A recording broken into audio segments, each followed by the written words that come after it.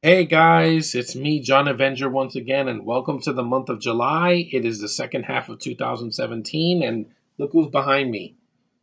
You got I got a Spider-Man Homecoming poster a week before the movie comes out. I can't wait for the movie. It's gonna come out on the 7th. I'm gonna see it on the 6th for early premiere, so I'm looking forward to it very much. And I got a stack of stuff. I'm gonna show my DVDs and games.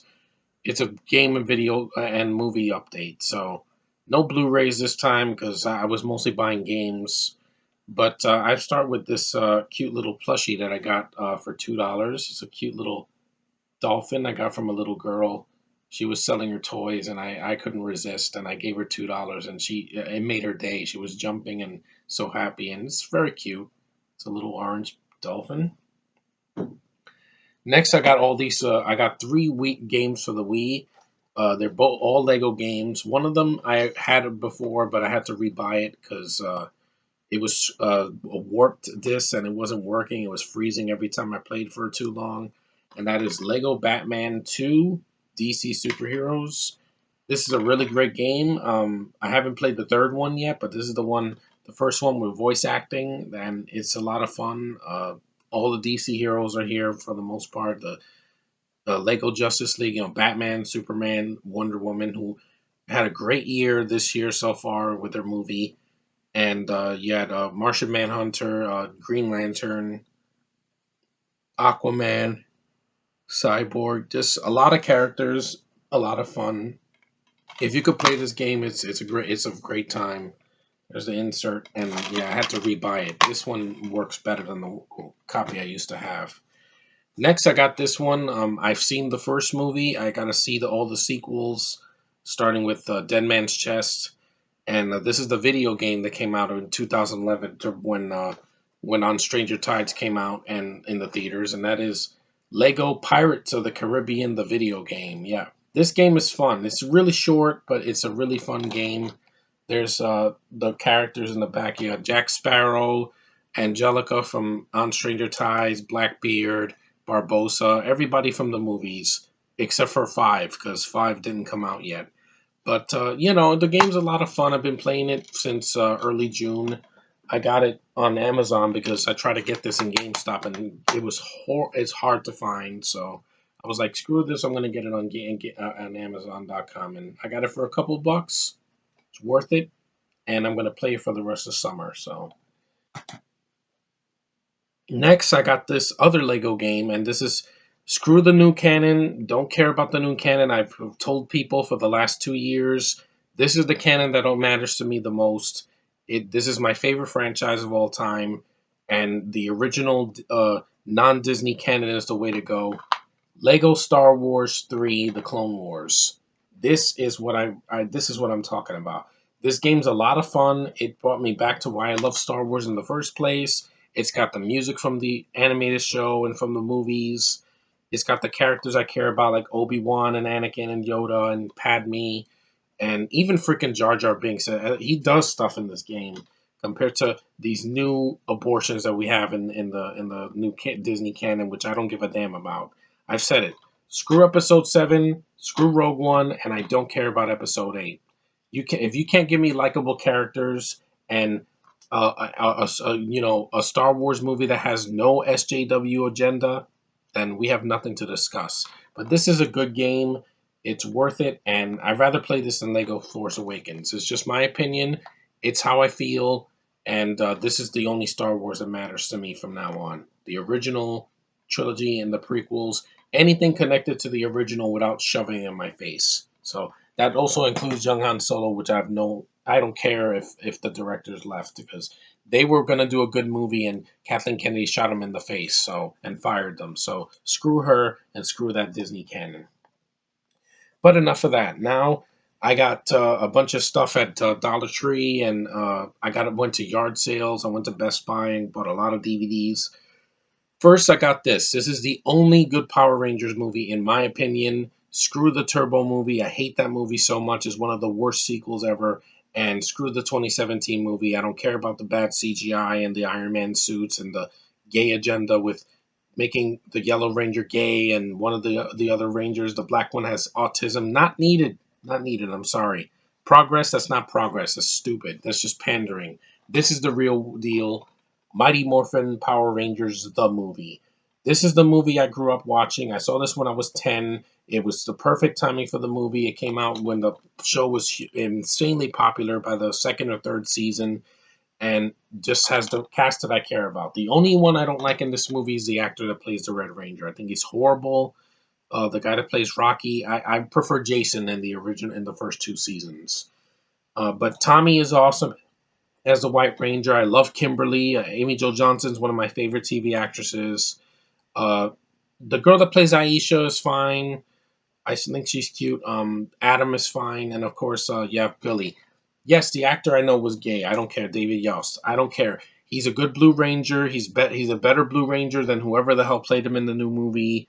And the kid that played him in Turbo, who's horrendous. Like, I thought he was horrible. Ivan Ooze, much better villain than Apocalypse in X-Men Apocalypse. He looks like him, but you know what? He's fun. And whatchamacallit, it's the actor from Indiana Jones and Raiders of the Lost Ark. He does a great job. He's over the top, but he's fun. You have Rita from the show that looks like Rita. You have Lord Zed. You have Goldar that looks right. You have a pig. I don't know what his name is, but it's a lot of fun. There's practical effects, which will always beat this crappy CGI that we have now, especially in the new movie, which I was like, wow, that looks terrible.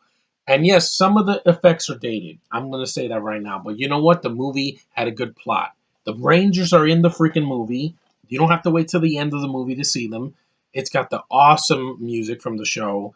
It has the feel of the show. Yeah, it's campy, but it's fun. It's not super serious and let's make it like Fan Four Stick and The Dark Knight. I'm tired of everything being taken seriously. When it's Power Rangers, you don't need to make it a freaking dark epic. That's not what they were about. I like the lighter tone. It's what the show was. I love the original show and this movie. That's all the Power Rangers I ever needed. I didn't need Turbo or Zeo. In Space had its moments, but it wasn't as good. The Thunder, and all that. We didn't need all the spin-offs. To me, there was only one Power Rangers, and that was the original Mighty Morphin from the 90s. I would see Super Sentai because that's where they borrowed the footage from, the giant monsters, the giant robots. Cool, my kind of thing. This movie cemented that. There was no Japanese footage. It was all American, and it was a fun movie. Yeah, it was filmed in Australia, but who cares? The cast was really good, except for Rocky, and this movie is my favorite guilty pleasure of all time. I wish I've seen this in the theater. It's the best Power Rangers movie there is for me. Okay, next I got this movie at Dollar Tree, so not much to say about it. Locker 13. Yeah, it has Ricky Schroeder, John Grice, and Rick Hoffman, a couple of obscure actors.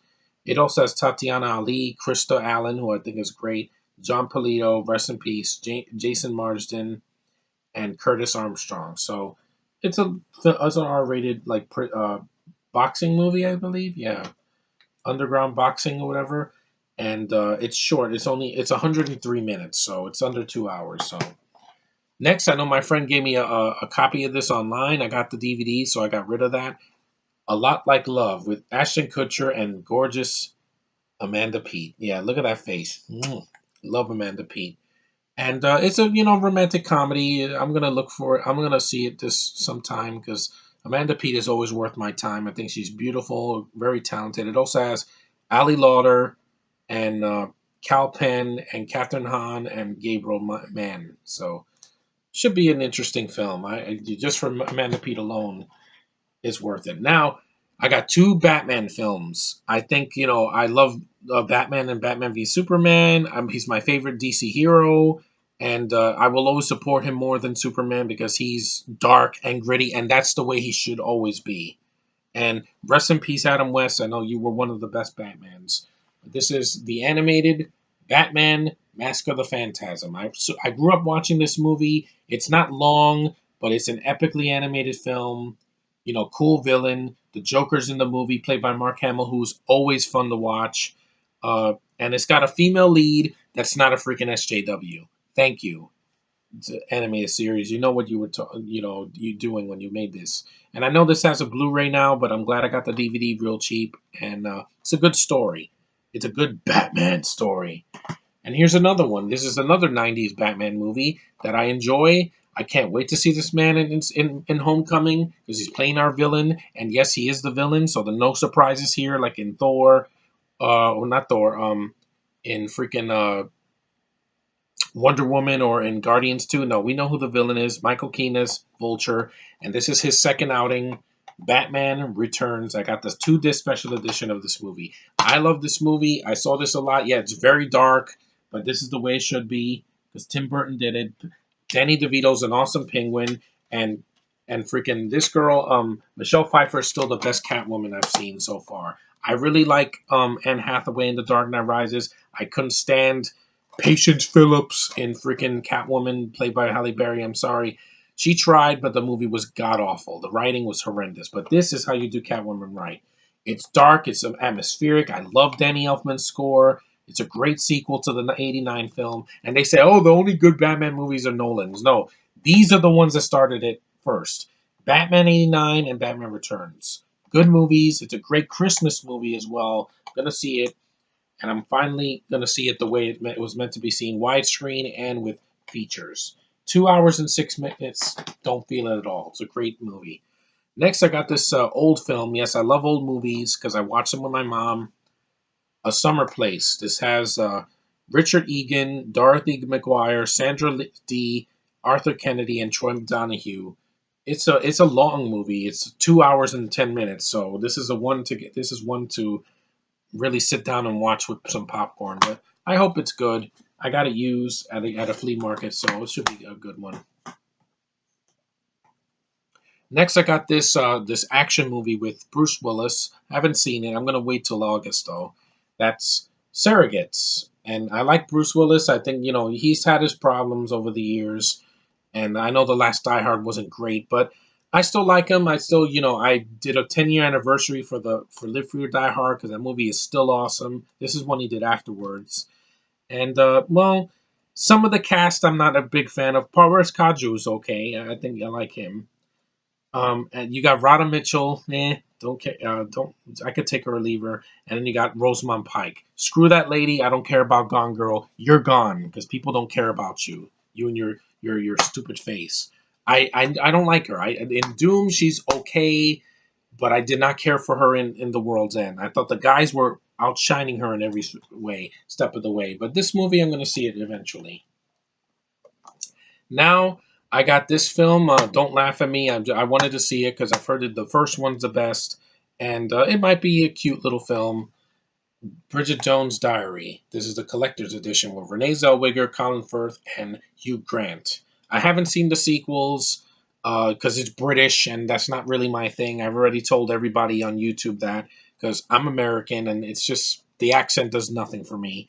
But I'm gonna give it a chance. I like Renee Zellweger. I think she's cute. It sucks what she did to her face now, because women don't know how beautiful they are until it's taken away from them, either by age, drinking, or doing a facelift. You don't need to impress me with a facelift. Just be natural. Just age gracefully. That I'm doing that. And I shave and I look fine, and I cut my hair like Lex Luthor. But anyway, this movie should be cute. I'm gonna see the sequels too if I can. And this is the last one I got. No Blu-rays, but I will get some for the month of August. This is a sports drama with one of the best actors of our time. He deserved his Oscar from 2014, 13 or 14 for Dallas Buyers Club. Matthew McConaughey in Two for the Money.